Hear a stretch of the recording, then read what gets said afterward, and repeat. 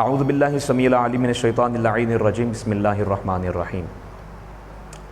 میرے تمام معزز دیکھنے والوں کو السلام علیکم ورحمۃ اللہ وبرکاتہ، اور میں قاری محمد اویس اسلمی، اور آپ دیکھ رہے ہیں ہمارا شعبہ حفظ کلاس کا تجوید و قرات کورس کا لیسن نمبر 25۔ آج ہم 25ویں سبق کے اندر پڑھیں گے امام جزری رحمۃ اللہ تعالیٰ کے شعر کا دوسرا جز وَهَكَذَا مِنْهُ إِلَيْنَا وَصَلَا کی مختصر تھی تشریح۔ اس کا مطلب کیا ہے؟ ناظرین کرام، سب سے پہلے اس بات کو آپ نے اپنے ذہن نشین کر لینا ہے کہ قرآن کریم تجوید ہی کے ساتھ نازل ہوا ہے اور تجوید ہی کے ساتھ ہم تک پہنچا ہے۔ اس پر 24 لیسن کے اندر میں نے جو ہے وہ بالتفصیل ڈیٹیل کے ساتھ وضاحت کی ہے ائمہ کرام اور صحابہ کرام کی اقوال کے ساتھ۔ اور سب سے بڑی قرآن کی دلیل ہے کہ وَرَتِّلِ الْقُرْآنَ تَرْتِيلًا، جب قرآن کریم میں اللہ کریم ارشاد فرماتا ہے پارہ نمبر 29 سورہ المزمل کی آیت نمبر 4 کے اندر کہ تم قرآن کریم کو خوب ٹھہر ٹھہر کے کیا کرو، پڑھو۔ وَرَتِّلِ الْقُرْآنَ تَرْتِيلًا، اور قرآن کریم کو تم خوب ٹھہر ٹھہر کر پڑھو۔ اس کا مفہوم جو ہے وہ بیشتر علماء کرام اور مفتیان کرام نے بیان فرمائے ہیں کہ تم قرآن کریم خوب ٹھہر ٹھہر کا مطلب کیا ہے، اور جیسے کہ 24 لیسن کے اندر تمام اقوال صحابہ جو ہیں وہ میں نے اس کی وضاحت کی ہے۔ وَهَكَذَا مِنْهُ إِلَيْنَا وَصَلَا کی مختصر تشریف یاد رکھیں کہ قرآن کریم اللہ کریم نے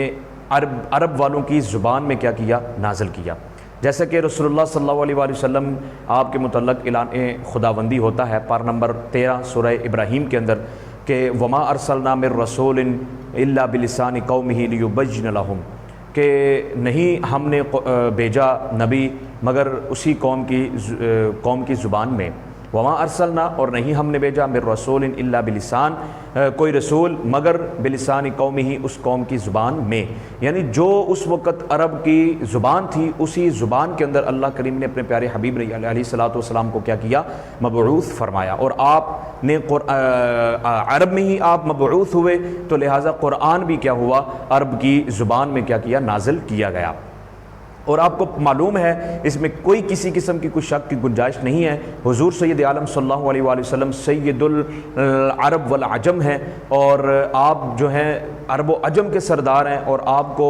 تمام زبانیں جو ہیں وہ اللہ کریم نے اس کا علم، اس کی خبریں جو ہیں وہ عطا فرمائی ہوئی ہیں، اس میں کوئی شک کی گنجائش نہیں ہے۔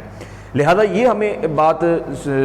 جاننا ضروری ہے کہ تجوید کے ساتھ قرآن کریم کو اللہ کریم نے نازل کیا ہے، تو آخر اس کا اہتمام جو ہے وہ کیسے ہو؟ اس کا اہتمام ایسے ہو سکتا ہے کہ آپ خود بھی گھر سے یہ شروع کریں، کیونکہ قرآن نبی کریم صلی اللہ علیہ وآلہ وسلم آپ کے سینہ اقدس پر نازل ہوا، اور پھر آپ نے اپنے گھر والوں کو تعلیم دی، صحابہ کو تعلیم دی، تجوید کے ساتھ سکھایا، پھر تجوید کے ساتھ صحابہ نے تبع تابعین تک سکھایا، پھر تبع تابعین سے چلتا ہوا سلسلہ شیوخ سے ہم تک پہنچا۔ ٹھیک ہے، وَهَكَذَا مِنْهُ إِلَيْنَا وَصَلَا کا مطلب یہ ہے کہ یہ ترتیل کے ساتھ چلتا ہوا سلسلہ جو ہے یہ ہم تک پہنچا ہے۔ ٹھیک ہے، اور حضور نبی کریم صلی اللہ علیہ وآلہ وسلم کا تجوید کے ساتھ پڑھانا، اور پھر صحابہ کا سیکھنا، اور پھر ہم تک یہ شیوخ کا سلسلہ پہنچنا، اس بات کی دلیل ہے کہ یہ گھروں میں اہتمام کیا جاتا تھا۔ پہلے دور میں شیخ خود جو ہے وہ قرآن کریم خوبصورت زبردست قسم کے ماہر قرآن کے قاری ہوتے تھے، لیکن آج افسوس کے ساتھ کہنا پڑتا ہے کہ خود جو گدی نشین درباروں کے جو گدی نشین ہیں ان کو قرآن پڑھنا نہیں آتا، اسٹیجوں کے اوپر جو نقیب محفل ہیں، جو نعت خوان حضرات ہیں، اور جتنا بھی تقریباً سمجھ لیجئے کہ وہ ایک جماعت پورا گروہ جو وہاں پر اسٹیج پہ ہوتا ہے، ان میں بہت سے کم لوگ ایسے ہوتے ہیں جو قرآن کی تلاوت کرتے ہیں۔ اور آپ نے اس چیز کی کمی بھی محسوس کی ہوگی کہ تلاوت جب ہو رہی ہوتی ہے تو لوگوں کی توجہ پتہ نہیں کہاں ہوتی ہے، اور داد دینے والے کو بہت سے کم ہوتے ہیں۔ ظاہر ہے قراء کو جب تک داد نہ ملے، پھر جس طرح نعت خواں کو داد نہ ملے اس کو سرور نہیں آتا پڑھنے کا، اسی طرح پھر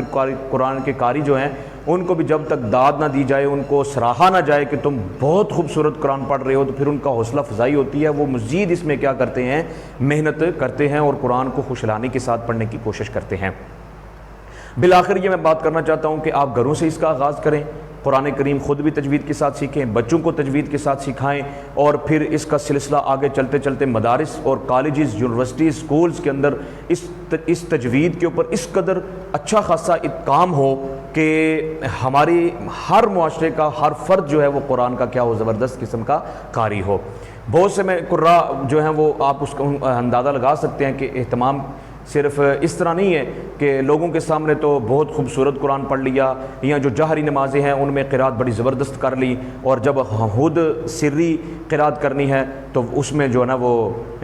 خیال ہی کوئی نہیں ہوتا، بہت تیزی سے قرات کر کے تو پھر ہم نماز سے کیا ہو جاتے ہیں، فارغ ہو۔ یعنی قرآن کے بہت سارے جو قراء ہیں وہ اس طرح بھی کرتے ہیں کہ دکھاوے کے لیے، لوگوں کو دکھانے کے لیے تو زبردست تلاوت کر لیتے ہیں، لیکن اس کے بعد جب خود نماز پڑھتے ہیں تو وہ خود اس چیز کی رعایت نہیں کرتے ہیں، چاہے وہ نماز میں ہو، چاہے غیر نماز ہو، چاہے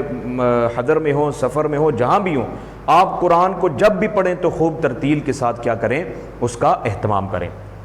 آگے آ جاتا ہے امام جزری رحمۃ اللہ تعالیٰ کا تیسرا شعر، وَهُوَ أَيْضًا فِي حِلْيَةِ التِّلَاوَةِ وَزِينَةُ الْأَدَاءِ وَالْقِرَاءَةِ۔ امام جزری رحمۃ اللہ تعالیٰ فرماتے ہیں کہ یہ تجوید، اس کے علاوہ اگر دیکھا جائے تو اس کا ظاہری فائدہ کیا ہے، تجوید کا ظاہری فائدہ کیا ہے؟ تجوید کا ظاہری فائدہ یہ ہے کہ تجوید جو ہے یہ فی حلیۃ التلاوت، تلاوت کا زیور ہے، تجوید جو ہے یہ تلاوت کا زیور ہے، وہ فرمایا کہ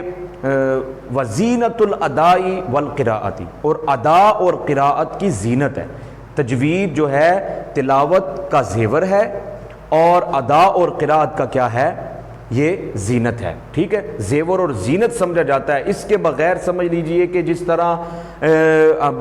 انسان اپنا دھوئے نہ، یا اپنا صفائی نہ رکھے، یا خوشبو نہ لگائے، اچھا لباس نہ پہنے تو اس کی خوبصورتی نہیں بنتی، اس طرح جب قرآن آپ تجوید کے ساتھ نہیں پڑھیں گے تو پھر بھی اس کا جو ہے وہ خوبصورتی بھی نہیں بنے گی۔ اور پھر جس طرح فرمایا کہ حسن القرآن باصواتکم، تم اپنی زبانوں آوازوں کے ساتھ قرآن کو کیا کرو، خوبصورت کرو، زین القرآن باصواتکم، تم اپنی زبانوں آوازوں کے ساتھ کیا کرو، قرآن کو خوبصورت کرو، تو اس میں ایک تجوید کا پہلو بھی ہے،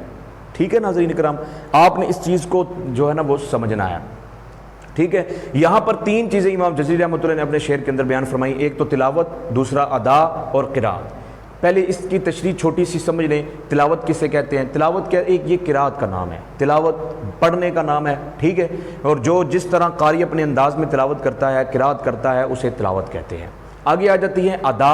اور قراءت۔ ادا کسے کہتے ہیں؟ شیوخ سے جس طرح علم حاصل کیا جاتا ہے، علم قراءت شیوخ سے حاصل کرنے کا نام کیا ہے؟ ادا ہے۔ اور قراءت کسے کہتے ہیں؟ قراءت جو ہے یہ ادا اور قراءت دونوں کو کیا ہے، یہ تلاوت کو شامل ہے، ٹھیک ہے۔ آگے آ جاتی ہے شیوخ سے حاصل کرنے کے دو طریقے ہیں۔ ایک شیوخ سے حاصل کرنے کا طریقہ یہ ہے کہ پہلے متقدمین میں استاذ پڑھتے تھے اور شاگرد سنتے تھے، اب متاخرین میں شاگرد پڑھتے ہیں اور استاذ کیا کرتے ہیں، سنتے ہیں۔ تو اب ان میں بہتر طریقہ کیا ہے؟ بہتر طریقہ یہی ہے کہ جو